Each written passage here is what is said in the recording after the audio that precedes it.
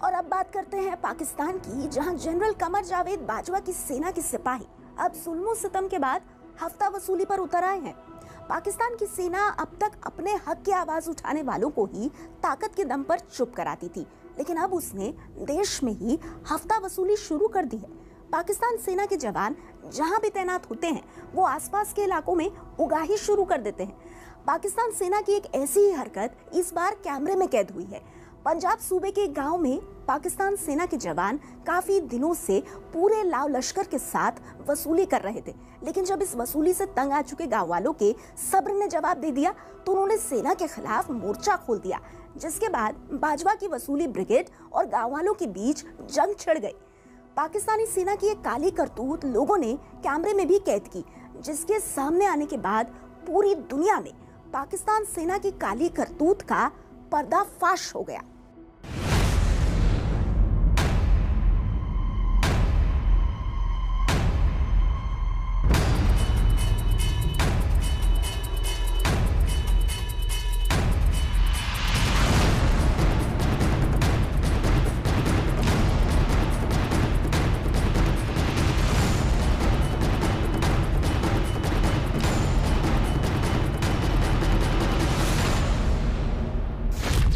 पाकिस्तान सेना के जुल्म की जिंदा तस्वीर।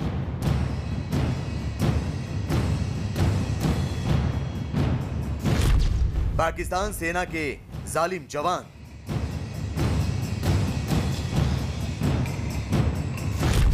पाकिस्तान सेना के जुल्म के खिलाफ उठी आवाज।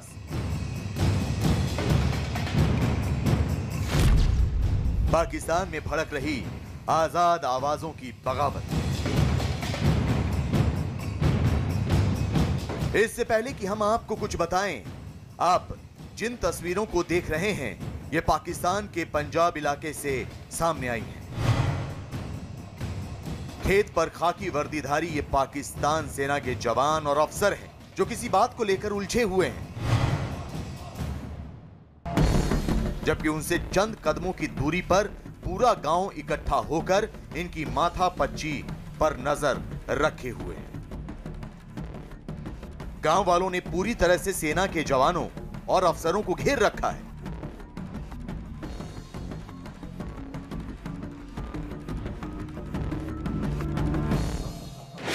वहीं गांव वालों की भीड़ से घिरी यह है सेना की एक गाड़ी और उसी गाड़ी में बैठा है सेना का एक जवान, जिसकी वजह से इस गांव का सारा अमन चैन लहूलुहान हुआ और सारा गांव यहां आकर इकट्ठा हो गया। और इन तस्वीरों की जो गवाही है वो बेहद चौंकाने वाली तो है ही। ये तस्वीरें अपने साथ जुल्म और सितम का पूरा किस्सा भी साथ लेकर आई हैं, और ये किस्सा पाकिस्तान की वो हकीकत दुनिया के सामने रख देता है जिस पर पाकिस्तान की हुकूमत और सेना दोनों ही हर घड़ी पर्दा डालने से नहीं चूकती। ये सर से बात करें। अब ये मजदूरी करते हैं बेचारे 500-700 कमाਉਣ ਵਾਸਤੇ ਆਉਂਦੇ ਨੇ ਤੇ ਇਹ ਡੱਕਦੇ ਨੇ, ਜੱਗਾ ਲੈਂਦੇ ਨੇ, ਲੱਖ 1.5 ਲੱਖ ਦਿਹਾੜੀ ਦਿਓ ਤੇ ਫਿਰ ਚਲਾਓ। ਟਰਾਲੀਆਂ ਦਾ ਗਨਾਹ ਕੀ ਹੈ, ਪੰਦੀਆਂ ਵਾਲੇ ਕੋਲ ਲਵੋ ਤੇ ਪੰਦੀਆਂ ਵਾਲੇ ਵੀ ਦਿੰਦੇ ਨੇ ਪੈਸੇ, ਪੰਦੀਆਂ ਵਾਲੇ ਦਿੰਦੇ ਨੇ ਤੇ ਇਹ ਆਉਂਦੇ ਨੇ, ਮੂੰਹ ਪੈ ਗਿਆ ਇਹਨਾਂ ਨੂੰ, ਹੋਰ ਗੱਲ ਕੋਈ ਨਹੀਂ।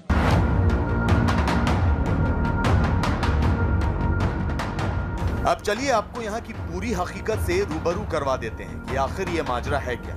ये सेना के जवान यहाँ गांव वालों से क्यों घिरे हुए हैं और ऐसी क्या वजह हो गई कि गांव वालों ने पाकिस्तान फौज के जवान को गाड़ी समेत घेर रखा है।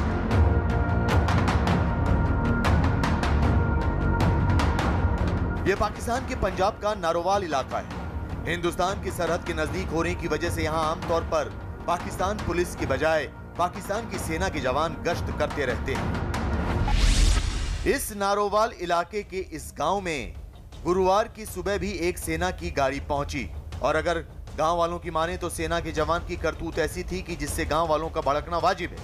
पाकिस्तान सेना के जवान ने गांव के किसानों से जबरन उगाही करनी चाहिए, और इसी सिलसिले में पाकिस्तान सेना के जवान ने अपनी गाड़ी खेतों में खड़े उस ट्रैक्टर के सामने ले जाकर खड़ी कर दी, जिसके नजदीक इस वक्त सेना के अफसर और जवानों का झुंड खड़े होकर बात कर रहा है।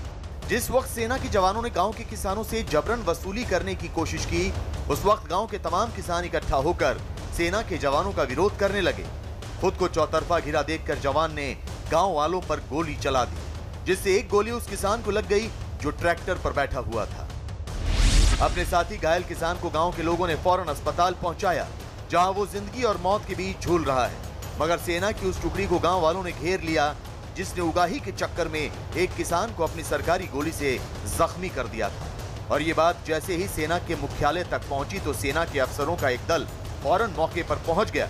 इसी बीच गांव के लोगों ने मीडिया के लोगों को भी गांव में बुला लिया, जिससे पाकिस्तान सेना के जवान की पोल कैमरे में कैद हो गई। जब उसके जनरल्स जो हैं, जो भ्रष्टाचार में लिप्त हैं, दुनिया भर की जमीनों के फ्रॉड और दुनिया भर के बिजनेस वो फैलाए हुए हैं और उससे पैसे कमा रहे हैं, तो बेचारा जवान क्यों ना कमाए। और उसी का उदाहरण हम इस वीडियो में देखते हैं कि किस तरीके से ये खेतों में जाकर और मजदूरों से उगाई कर रहे हैं। पाकिस्तान सेना की टुकड़ी के खिलाफ गांव वालों की बगावत ने सेना के अफसरों को बुरी तरह से बेचैन कर दिया। उधर गांव के लोगों ने खेतों पर ही डेरा डाल लिया और इस बात का इंतजार करते रहे कि आखिर सेना के अफसर क्या फैसला लेते हैं। इस बीच गांव के लोगों ने वो गाड़ी भी अपने कब्जे में कर ली, जिस पर सवार होकर सेना के सिपाही उस गांव तक पहुंचे थे, और साथ ही उस जवान को भी उसी गाड़ी के साथ अपनी पहरेदारी में कैद कर लिया, जिसने किसान पर गोली चलाने की हिमाकत की थी। इस मामले में सबसे चौंकाने वाला पहलू यह है कि गांव पहुंची सेना की इस गाड़ी का नंबर फौजियों ने छुपा रखा था। गांव वालों के हाथों गाड़ी के पकड़े जाने के बाद ही इस गाड़ी की नंबर प्लेट पर चिपकी पर्ची को हटाया गया, जिससे गाड़ी की पहचान पूरी हो सकी। नारोवाल गांव के किसानों ने इस कदर हंगामा किया कि मौके पर पहुंची पुलिस के सिपाही भी घबरा गए। भड़के गांव वालों ने सेना के जवानों के खिलाफ बगावती तेवर अख्तियार कर लिया। गांव वालों से घिरे अपने जवानों को छुड़ाने के लिए मौके पर सेना के अफसर तो पहुंचे, लेकिन तब तक बात काफी बिगड़ चुकी थी।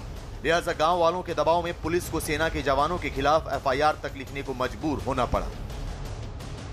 जाहिर है इस बात ने पाकिस्तान सेना के अफसरों को बेचैन कर दिया, क्योंकि अब उन्हें खतरे की घंटी साफ सुनाई दे रही है।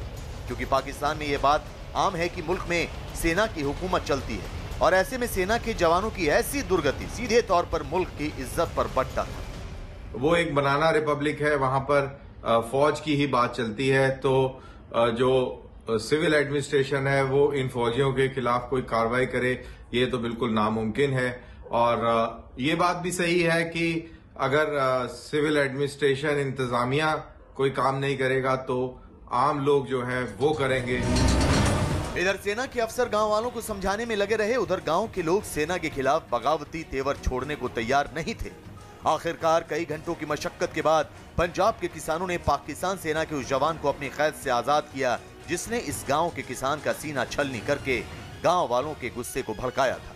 फिलहाल तो पाकिस्तान सेना की गश्ती टुकड़ी गांव से सुरक्षित निकलकर अपनी बैरक में पहुंच गई, लेकिन सेना के आला अफसरों तक ये बात भी पहुंच गई कि अब पाकिस्तान के लोग सेना के जुल्म और सितम को ज्यादा बर्दाश्त करने की हालत में बिल्कुल नहीं है।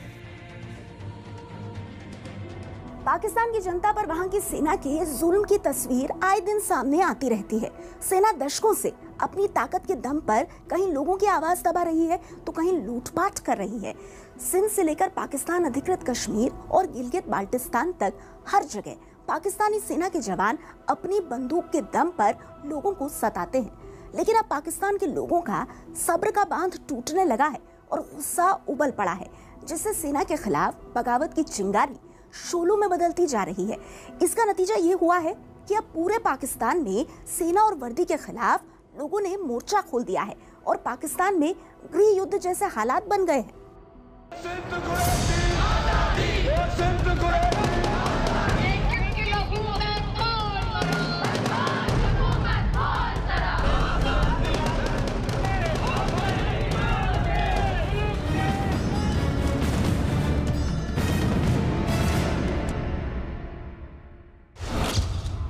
अपनी लगाई आग में झुलसने लगा पाकिस्तान।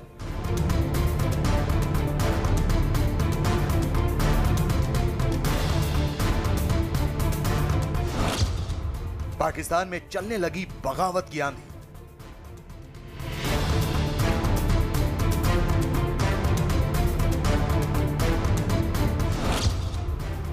पाकिस्तान में गृह युद्ध जैसे हालात।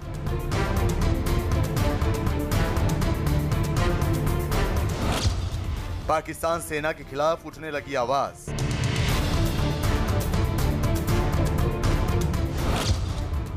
अपनी बुनी साजिशों में फंस चुका है पाकिस्तान।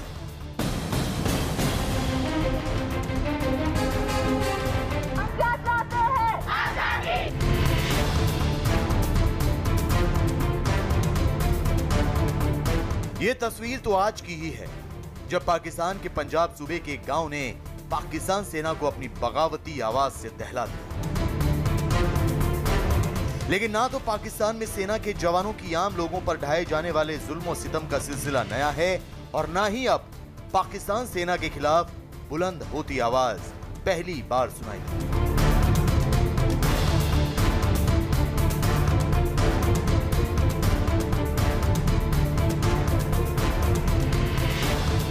करीब 2 हफ्ते पहले ही पाकिस्तान के सिंध में सेना के खिलाफ वहां की पुलिस ने मोर्चा खोल दिया था। कराची में पुलिस के मामलों में सेना की दखल के खिलाफ पुलिस ने बगावती तेवर दिखाए थे और सेना और पुलिस में आमने सामने की जंग जैसे हालात बन गए थे। इस छोटे से संघर्ष में 10 पुलिस वालों की मौत भी हो गई थी। हालांकि वो मामला तो फिलहाल दबा दिया गया, लेकिन पाकिस्तान के भीतर एक चिंगारी जरूर फिजा में तैरने लगी, और वो है बगावत की चिंगारी। क्योंकि पाकिस्तान की सेना के जुल्म और सितम का सिलसिला बहुत पुराना है।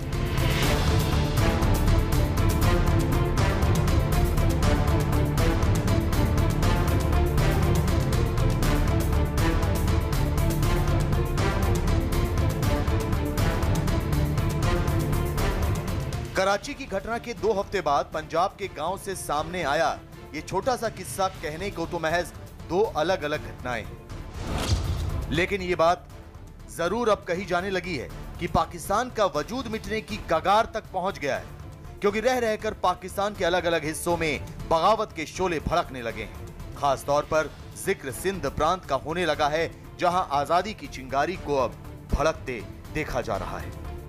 सारे जुल्म जो हैं इन्होंने लोकल पाकिस्तानियों के ऊपर ही करे हैं, तो ये चीज बहुत अच्छी तरह पाकिस्तानी आवाम समझती है, और धीरे धीरे इस तरीके के वीडियो और आएंगे, इस तरीके का विरोध और देखने को मिलेगा, क्योंकि पाकिस्तानी जो आवाम है, गरीब लोग हैं, वो अब इस तरीके के व्यवहार से ऊब चुके हैं, और पाकिस्तानी की फौज का व्यवहार उनको काफी परेशान कर चुका है। पाकिस्तान की अपनी ही सरजमी पर पाकिस्तान की सरकार के ही खिलाफ सिंध में बगावत की चिंगारी भड़की हुई है। बगावत की इस चिंगारी की एक वजह तो सिंध के बेगुनाह लोगों पर पाकिस्तान सेना का जुल्म और सितम है, और दूसरी सबसे बड़ी वजह बनी है सीपेक यानी चीन पाकिस्तान इकोनॉमिक कॉरिडोर।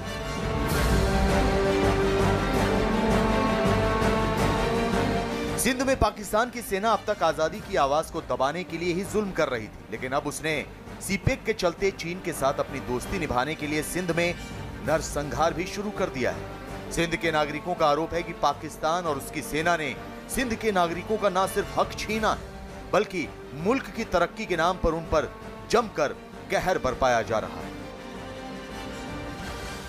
जो कहते हैं कि पाकिस्तान जिए का मतलब है कि सिंध तबाह हो, पाकिस्तान जिए का मतलब है कि बलोच तबाह हो, बलूचिस्तान तबाह हो, पाकिस्तान जिए का मतलब है कि पश्तून तबाह हो। इसीलिए अगर हम कहते हैं कि सिंध जिए, इसका मतलब है कि मरे पाकिस्तान, और उसको मरना पड़ेगा। आपको बता दें कि सिंध प्रांत में आजादी की मांग को लेकर पिछले लंबे अरसे से पाकिस्तान की सरकार के खिलाफ विद्रोह की चिंगारी भड़की हुई है। सिंध में लोग पाकिस्तान सेना और सरकार के जुल्मों के खिलाफ सड़क पर उतर चुके हैं। लोगों का कहना है कि वो किसी भी कीमत पर पाकिस्तान से अलग होना चाहते हैं, क्योंकि अब पाकिस्तान सेना ने इन पर जुल्मों की इंतहा पार कर दी।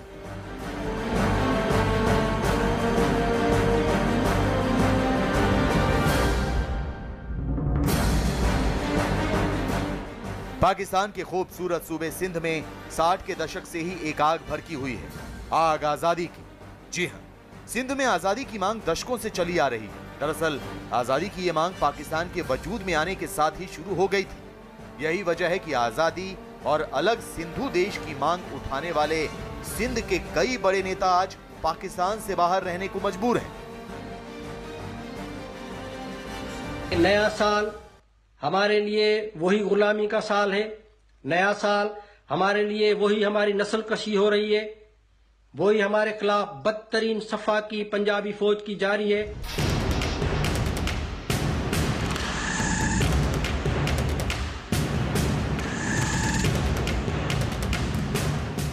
आज भी पाकिस्तान की खुफिया एजेंसी ISI एक साजिश के तहत उनके हक की आवाज को दबाने के लिए पूरी दुनिया को गुमराह करने में लगी हुई है।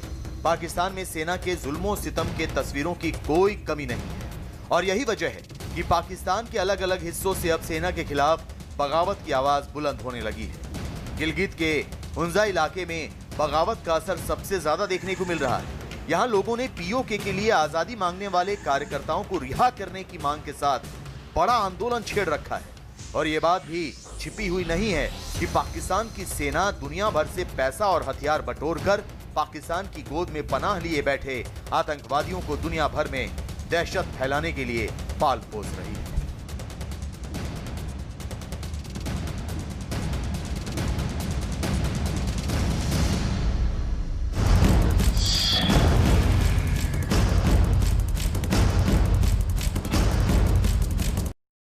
आज से लगभग 1 साल पहले पाकिस्तान के प्रधानमंत्री इमरान खान सिखों से अपने प्यार का इजहार कर रहे थे।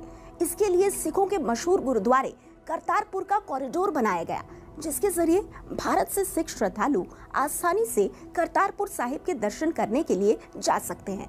इस कॉरिडोर का उद्घाटन करने के लिए इमरान खान खुद इस्लामाबाद के करतारपुर पहुंचे थे।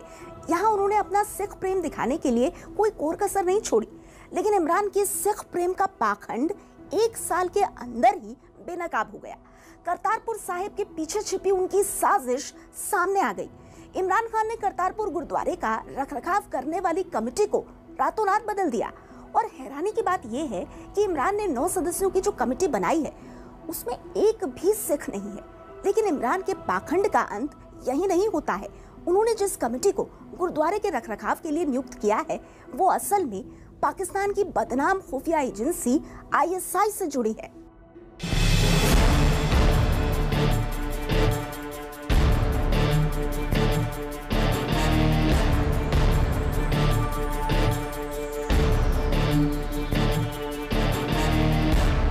ये दुनिया की सिख बरादरी का मदीना है और मुझे इसलिए खुशी है आपकी खुशी देखकर।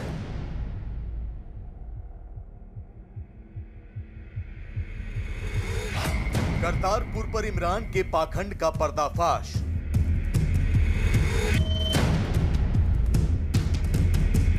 पाकिस्तान गुरुद्वारा प्रबंधक कमेटी की बजाय वहां का एक ETBB बोर्ड जिसको कि ISI रन करती है। दुनिया के इतिहास में किसी माइनॉरिटी के साथ इतना बड़ा बेइंसाफी या धक्का नहीं हुआ होगा जो पाकिस्तान ने किया है। ISI के हाथों में करतारपुर साहिब की कमान। पाकिस्तान में, बांग्लादेश में क्या है इससे समझ आती है। करतारपुर पर पाकिस्तान की साजिश बेनकाब।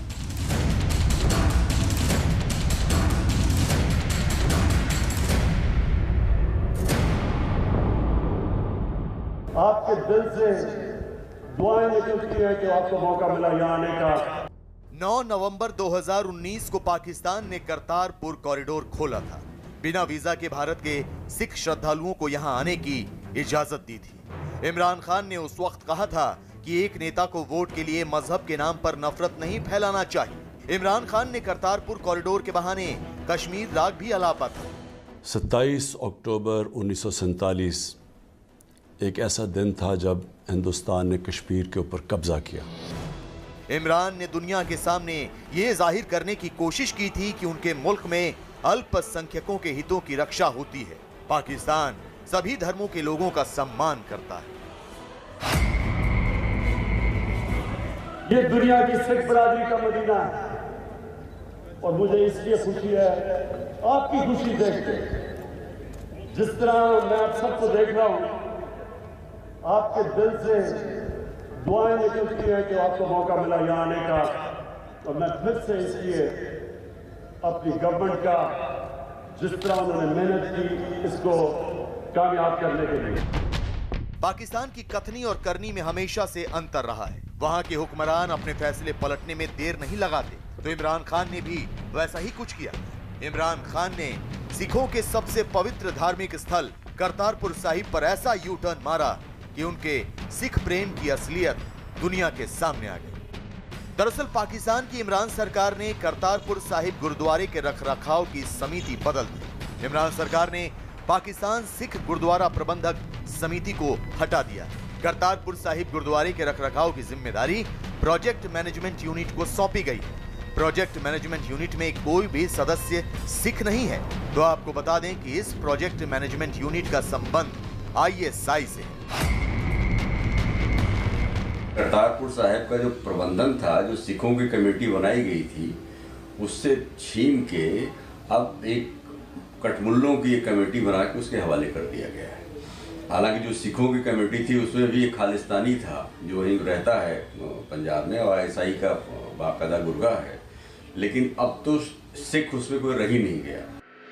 कल तक आस्था को औजार बनाकर भावनाओं के साथ खेलने वाले इमरान खान की पोल खुल चुकी है। पूरी दुनिया को पता लग चुका है कि पाकिस्तान में कट्टर पंथियों की जमात कितनी प्रभावशाली है। वरना इमरान खान करतारपुर साहिब गुरुद्वारा का प्रबंधन सिख गुरुद्वारा प्रबंधक समिति से छीनकर ISI के हाथों न सौंप। वही ISI जो पाकिस्तान में अल्पसंख्यकों पर अत्याचार में कट्टरपंथियों के हाथ मजबूत करती है। दरअसल करतारपुर गुरुद्वारे का प्रबंधन जिस प्रोजेक्ट मैनेजमेंट यूनिट को सौंपा गया है वो ETPB को रिपोर्ट करती है। ETPB यानी इवैक्यूई ट्रस्ट प्रॉपर्टी बोर्ड को पूरे तरीके से पाकिस्तान की खुफिया एजेंसी ISI कंट्रोल करती है। मतलब ये कि इमरान खान सरकार अब गुरुद्वारे से भी पैसा कमाने की जुगत भिड़ा रही है। यही नहीं, नए प्रबंधन बोर्ड का ISI से कितना गहरा संबंध है इसका अंदाजा इसी से लगाया जा सकता है कि इसके पहले अध्यक्ष ISI चीफ जावेद नासिर को बनाया गया था, जबकि अब करतारपुर गुरुद्वारा प्रबंधन समिति का चीफ मोहम्मद तारिक को बनाया गया है। गुरुद्वारे के रखरखाव के लिए बनाई गई नई प्रबंधन समिति में 9 सदस्य हैं, लेकिन इसमें एक भी सिख सदस्य नहीं है। पूरी दुनिया पाकिस्तान के तौर तरीके को देख रही है। वहाँ सत्ता का सैन्यीकरण होता था, पहली बार संस्कृति को भी का सैन्यीकरण हो गया है। और मुझे लगता है कि कोई धर्मनिरपेक्षतावादी या धार्मिक व्यक्ति ऐसा अपराध नहीं कर सकता। उसकी जितनी निंदा हो वो कम है, लेकिन मैं मानता हूँ कि दुनिया के बाकी देश भी इस बारे में अपनी राय जरूर देंगे। सिख धर्म के बारे में क्या जानते हैं, मर्यादा के बारे में क्या जानते हैं, एक गुरुद्वारे की सेवा संभाल को करने में कैसे वो लोग करेंगे। मैं हैरान हूं कि पाकिस्तान सरकार एक माइनॉरिटी के साथ इस हद तक धक्का कर रही है। मैं सख्त शब्दों में इसको कंडेम करती हूँ, इसकी निंदा करती हूँ और यही उनको कहना चाहूंगी कि आपके भी धार्मिक स्थान दूसरे देशों में है। जो आपके साथ कुछ ऐसा किया जाता तो आपको क्या महसूस होता। दरअसल सत्ता में आने के कुछ दिनों बाद ही पाकिस्तान के वजीर आजम इमरान खान ने अचानक करतारपुर कॉरिडोर को खोलने की बात कही थी। तभी से इस बात की आशंका जताई जा रही थी कि पाकिस्तान इस करतारपुर कॉरिडोर के जरिए पंजाब में अलगाववादी भावनाओं को भड़काने की साजिश रच रहा है। अब करतारपुर साहिब का प्रबंधन सिख समुदाय से छीनकर ISI से ताल्लुक रखने वाले संगठन को देने के फैसले ने इस शक को बहुत हद तक पुख्ता कर दिया है। बहुत मुमकिन है कि पाकिस्तान अब करतारपुर कॉरिडोर के जरिए खालिस्तान समर्थकों का इस्तेमाल करे और पंजाब का माहौल बिगाड़ने की कोशिश करे। नवा नोटिफिकेशन है जिहदे विच श्री करतारपुर साहिब ते सारे प्रोजेक्ट का जिहड़ा कंट्रोल है वो एक नवी बॉडी नूं दिता गया जिहदे विच एक भी सिख कोई शामिल नहीं है। बहुत ही मंदभागा और मैं समझदा कि घट गिनती सिखां दे नाल एक बहुत बड़ा धक्का, बहुत बड़ी बेइंसाफी है। आज श्रोमणी गुरुद्वारा प्रबंधक कमेटी जो हमारी सिरमौर संस्था है, उन्होंने इसके ऊपर स्ट्रॉन्ग रिएक्शन दिया। रिएक्ट करते हुए आज उन्होंने हमारे हाई कमीशन ऑफ पाकिस्तान को भी और विदेश मंत्रालय को भी चिट्ठी दी, जो मैंने आज यहाँ विदेश मंत्रालय को हैंडओवर की है। या तो हमारा 2 दिन के अंदर अंदर इस मसले का निपटारा किया जाए, तुरंत दोबारा कैबिनेट बुलाई जाए और हमारा ये ऑर्डर कैंसिल किया जाए, नहीं तो हम मजबूर हो जाएंगे हम सड़कों पर उतरने के लिए। करतारपुर गुरुद्वारे का प्रबंधन अप्रत्यक्ष तौर पर ISI को सौंपे जाने का भारत के सिख संगठनों ने विरोध किया है। भारत में पाकिस्तान की उच्चायोग को सिख संगठनों ने चिट्ठी लिखकर आपत्ति दर्ज कराई है। यही नहीं, भारत सरकार के विदेश मंत्रालय ने भी इमरान खान के फैसले का विरोध किया है। भारत ने फैसला वापस लेने को कहा है। भारत ने पाकिस्तान के फैसले को गलत बताया है, फैसले को कॉरिडोर की भावना के खिलाफ बताया।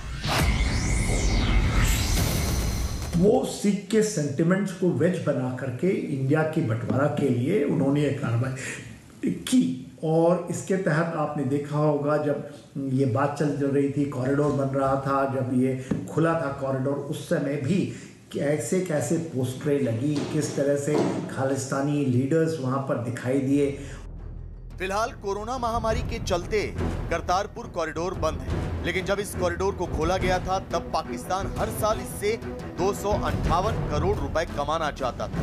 तब भी भारत ने इसका कड़ा विरोध किया था, लेकिन अब इस गुरुद्वारे का प्रबंधन ISI को सौंपकर पाकिस्तान ने साफ कर दिया है कि उसके इरादे क्या हैं। वो सिर्फ इससे पैसे ही नहीं कमाना चाहता, बल्कि अपने भारत विरोधी एजेंडे को भी धार देना चाहता है। 30 नवंबर को गुरु नानक देव जी की 551वीं जयंती से पहले पाकिस्तान ने एक बार फिर अपनी बदनीयती का सबूत पेश किया है। इस्लामिक कट्टरपंथी उन्होंने बहुत बड़े पैमाने पर विरोध किया था। उनका था इसकी जरूरत नहीं है और इसको जैसा है वैसे रहने दिया जाए। लेकिन उस वक्त बात दूसरी थी और फौज और उनको उम्मीद थी कि भारत से शायद कुछ कंसेशन मिलेगा, इसलिए उन्होंने उसको कर दिया था। लेकिन अब तो शुद्ध रूप से उसको फौज के हवाले कर दिया गया है और उसमें कट्टरपंथियों की मनमानी चलेगी। पाकिस्तान कट्टरपंथ, जिहाद और आतंक को आत्मसात कर चुका है। पाकिस्तान में इस्लाम के अलावा किसी दूसरे मजहब को आजादी नहीं। अल्पसंख्यकों के अधिकारों की बात तो छोड़िए, उनकी आस्था पर भी पाकिस्तान की सरकार ने कट्टरपंथ की बेड़ियां डाल रखी। इन हालात में भी अगर इमरान खान ये कहते हैं कि उनके देश में धार्मिक आजादी और अल्पसंख्यकों की सुरक्षा का ध्यान रखा जाता है, तो इससे बड़ा मजाक शायद ही कोई।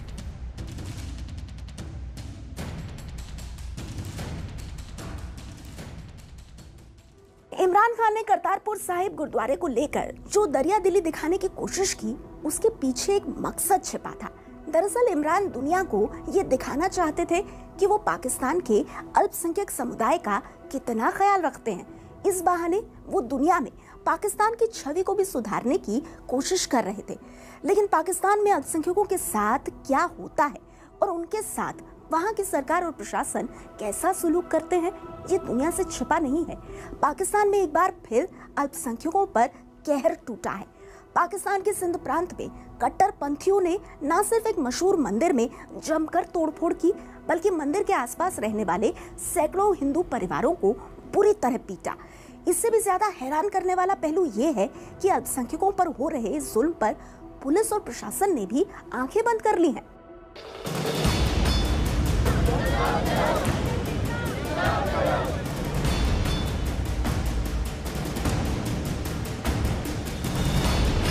पाकिस्तान में आस्था पर आक्रमण।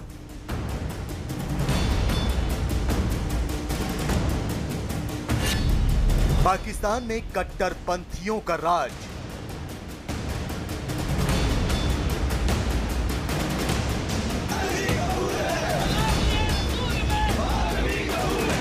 मैंने कहा ठीक है, बनाओ तुम मंदिर। अगर तुम मंदिर बनाओगे तो पाकिस्तानी कौम और गैरतमंद कौम ये तुम्हारी गर्दनें काट कर मंदिर के बाहर फिरने वाले कुत्तों के सामने रख देंगे। अल्पसंख्यकों का नर्क बना आतंकिस्तान।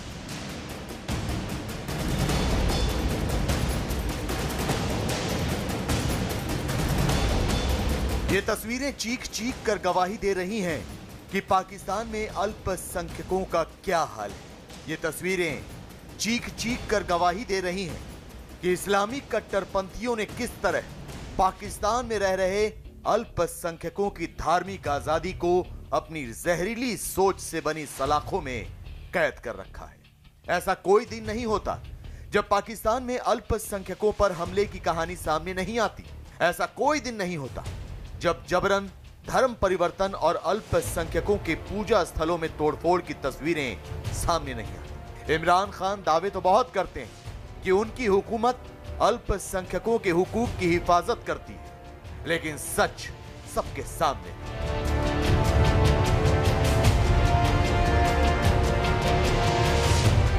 पाकिस्तान के कराची में एक बार फिर से हिंदुओं के मंदिर में तोड़फोड़ की घटना सामने आई है।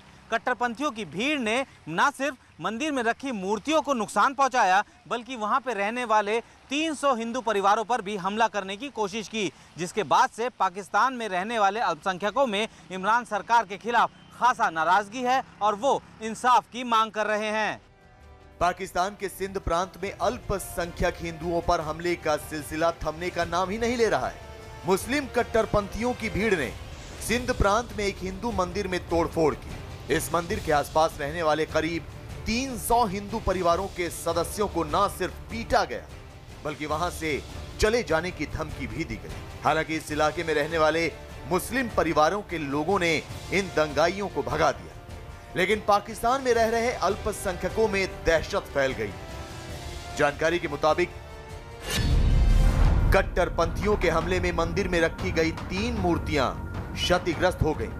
इस घटना के बाद 60 से अधिक हिंदू परिवार शहर के दूसरे इलाकों में चले गए। कराची के ली मार्केट इलाके में शीतल दास परिसर है, जहां 300 हिंदू परिवार रहते हैं, जबकि इस इलाके में सिर्फ 30 मुस्लिम परिवार रहते हैं। पाकिस्तान के कट्टरपंथी इस इलाके से हिंदुओं को भगाना चाहते हैं। जिस तरह से सिंध में हिंदुओं पे जो अटैक हो रहे हैं, वो ये साबित करना चाहते हैं कि ये सारी जो चीज़ें हैं वो भारत की तरफ से इसको उकसाया जा रहा है और वो वहाँ के लोगों के जो सेंटीमेंट्स हैं उनको भड़का रहे हैं। भारत को इसका एक बड़ा इम्पोर्टेंट और एक बड़ा स्टर्न स्टेटमेंट जारी करना चाहिए। सत्ताधारी पार्टी तहरीके इंसाफ के सांसद लाल महली की माने तो सिंध में अल्पसंख्यकों के साथ भेदभाव बढ़ता जा रहा है। लेकिन ये कहानी सिर्फ सिंध तक सीमित नहीं है, बल्कि पूरा पाकिस्तान कट्टरपंथ की जंजीरों में जकड़ा हुआ है। यकीन नहीं आता तो लाहौर से 20 किलोमीटर दूर खुशबू से आई ये तस्वीरें देखिए। एक शख्स हाथ में बंदूक लिए गोलियां दाग रहा है, तो सामने बैठे दूसरे शख्स को मार डालता है। और तो और इस जघन्य हत्याकांड को अंजाम देने वाले कातिल का सैकड़ों की भीड़ खैर मकदम कर रही है। नारेबाजी हो रही है, लोग कातिल का चेहरा चूम रहे हैं, तो खुद ये कातिल उछल उछल कर इस्लामी कट्टरवाद का प्रचार प्रसार कर रहा है।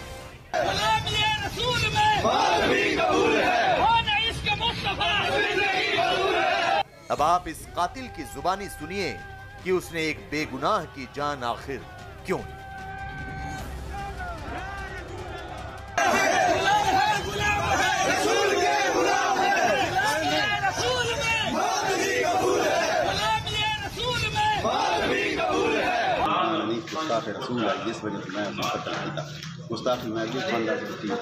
दोबारा दसो जी वो अल्लाह दे नबी नहीं मनीदा। सही है, क्या आखदा उद अल्फाज के हैं? उद अल्फाज हैं कि नबियां दे पास कुछ नहीं, वो बेचारे तुम फर्क पड़ो सुनता न। चाय की चुस्कियां लेकर अपनी खूनी इबारत का बखान करता अहमद नवाज दरअसल लाहौर के पास खुशबू के एक बैंक में सुरक्षा गार्ड के तौर पर तैनात था, लेकिन इसने अपने ही बैंक के मैनेजर मलिक इमरान हनीफ को सिर्फ इसलिए मार दिया क्योंकि वो ईश निंदा कर रहा था। सीसीटीवी में कैद तस्वीरों से साफ हो जाता है कि अहमद नवाज ने किस बेरहमी से इमरान हनीफ को मार दिया। अहमदिया समुदाय से ताल्लुक रखने की वजह से इमरान हनीफ को गोलियों से छलनी कर दी।